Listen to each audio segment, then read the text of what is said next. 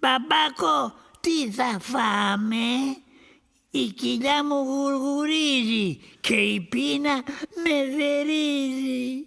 Μια φέτα κολοκύδι και ένα ολόκληρο ρεβίδι.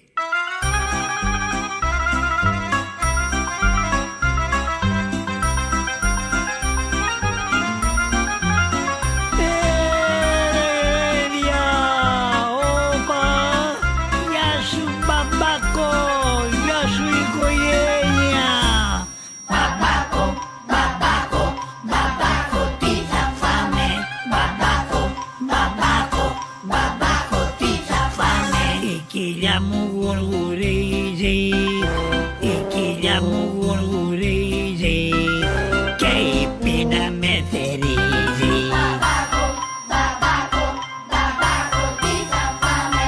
Μπαμπάκο, μπαμπάκο, μπαμπάκο, τι θα φάμε?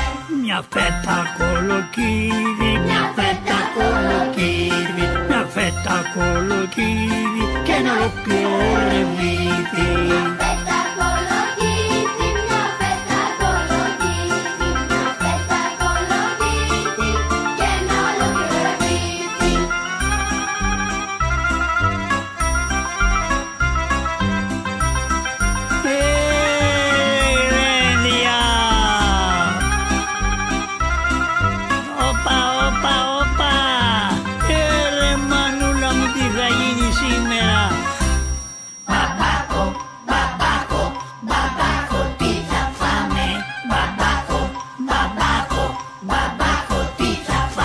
Η κοιλιά μου γουργουρίζει, η κοιλιά μου γουργουρίζει και η πείνα με θερίζει. Μπαμπάκο, μπαμπάκο, μπαμπάκο, τι θα φάμε? Μπαμπάκο, μπαμπάκο, μπαμπάκο, τι θα φάμε?